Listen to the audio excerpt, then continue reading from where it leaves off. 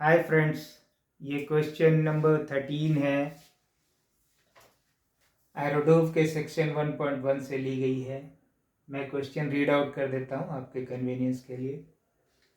Point A moves uniformly with velocity v so that the vector v is continually aimed at point b, which in turn moves rectilinearly and uniformly with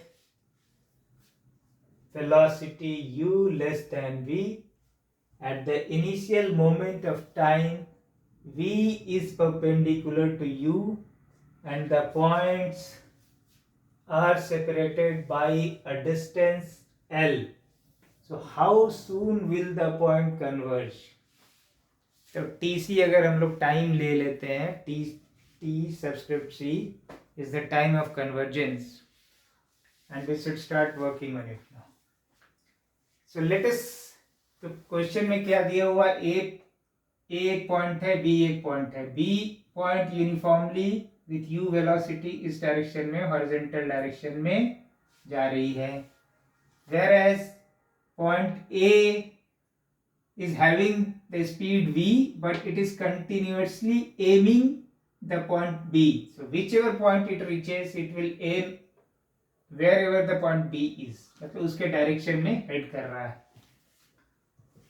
तो अगर t is equal to T time पे हम लोग particle A को पकड़ते हैं, उस समय वो C पे होगा,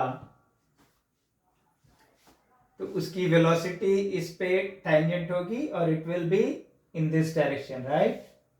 और ये थीटा एंगल मान लेते हैं, ये हॉरिजॉन्टल से इसकी जो वेलोसिटी है उस इंस्टेंट पे थीटा एंगल बना रही है, ठीक है।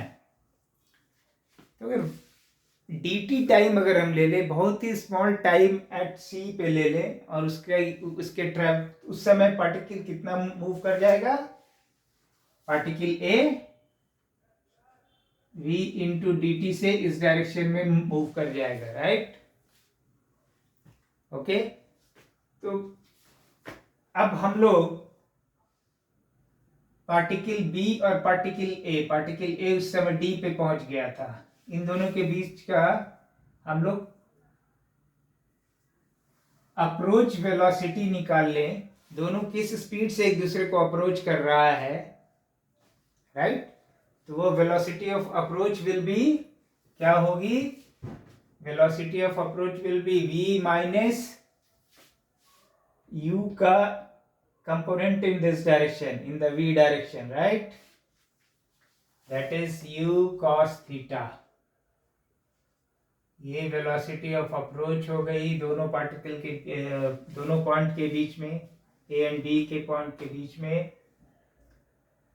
ओके, तो इसको मैं अगर dt से मल्टीप्लाई कर दूं, दिस स्मॉल टाइम से मल्टीप्लाई कर दूं, तो दोनों के बीच में जो गैप है वो अज्यूम कर लेते हैं ds से रिड्यूस हो गया। तो ds विल बी, पहले डिस्टेंस ज्यादा था, अब डिस्टेंस कम है, तो final minus, so ds will be negative. To make it positive we will write like this, minus ds। Now if you integrate it, because v is changing, u is theta is changing, okay, and s is changing, right, so we will integrate it। s जब initial point पे था, t is equal to, मैं 0 से t is equal to time of convergence तक इसको integrate कर दूं, तो s जब t इज इक्वल टू 0 पे था तो क्या था, सेपरेशन l, जो कि क्वेश्चन में दी हुई है, और जब वो एक दूसरे से कन्वर्ज करेगा 0 हो जाएगा, करेक्ट। सो इसको आप इंटीग्रेट कीजिएगा तो आपको ये L मिल जाएगा। सो L इज एक इक्वेशन मिल गया, this is equal to L। Now जब ये point A and point B एक दूसरे से कन्वर्ज करेगा, उस समय पॉइंट A उतना ही डिस्टेंस हॉरिजॉन्टल डायरेक्शन में कवर कर लेगा जितना डिस्टेंस u कवर कर लेगा, तभी एक दूसरे पे कन्वर्ज कर जाएगा। अगर डिफरेंस होगी तो कन्वर्ज नहीं करेगा। तो दूसरा चीज, अगर इस डायरेक्शन में v का t टाइम पे ले ले तो v का component in this direction is v cos theta into dt t is equal to 0 से t is equal to tc तक मैं लेता हूं, but particle b is moving with uniform velocity u in the horizontal direction. So this will be equal to u into tc. I hope there is no doubt in these two equations. Now with these two equations, you can work out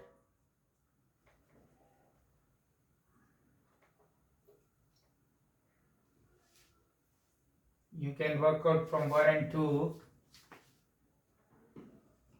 अगर 1 को लेकर मैं चलता हूँ tc, तो एक तो v dt हो गई minus u cos theta dt 0 to tc is equal to l है। तो cos theta dt अगर मैं 2 से इसमें डाल दूं, cos theta dt will be what, u by v into tc।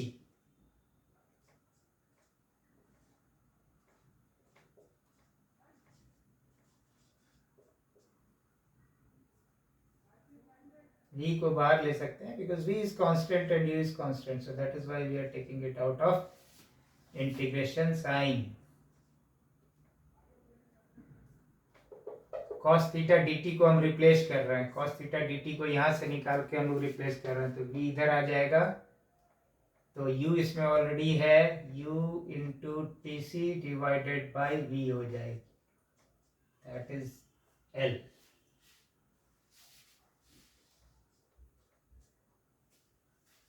ये क्या हो जाएगा, इसकी वैल्यू जब इंटीग्रेट करेंगे तो आपको v इंटू टी सी मिल गई, राइट।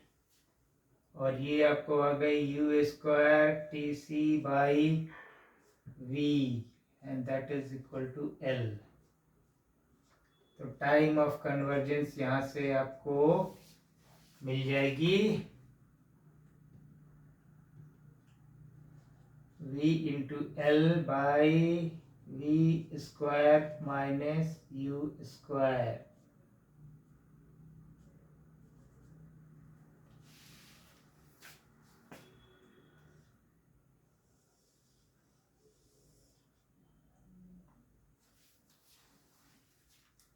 सपोज क्वेश्चन में ये नहीं दिया होता v is not greater than u, v अगर लेस इक्वल टू u होता तो क्या होता है, यहाँ पे v is equal to u अगर डालते तो टाइम आपको इनफाइनाइट मिलता, which is not defined, right. तो इट मीन्स कि अगर v is equal to u होता तो a और b पार्टिकल कन्वर्स करता at infinite distance away. Okay, another thing is suppose v would have been less than u, तो क्या होता है, यहाँ पे आपको t का वैल्यू निगेटिव मिलता है, time interval can never be negative. तो इसका मतलब क्या होता कि दोनों पार्टिकल कभी कन्वर्ज नहीं करता। तो आईआईटी में ये घुमाने के लिए पूछ सकते हैं, इसके आगे क्वेश्चन को एक्सटेंड किया जा सकता है। तो उस केस में होता क्या, अगर v लेस देन u होता तो क्या होता कि अल्टीमेटली v हमेशा इसको u पार्टिकल a हमेशा b की तरफ जाता रहता और एक बार इस पाथ पे आ जाता है हॉरिजॉन्टल पे, u आगे, पार्टिकल b आगे जाते रहती है और पार्टिकल a उसको पीछे से चेस करता रहता है और गैप बढ़ता जाता है क्योंकि v लेस देन u होता है। Okay, hopefully you have understood the problem and solution. If any doubt, please write in the comment box. I will come back on it. Thank you.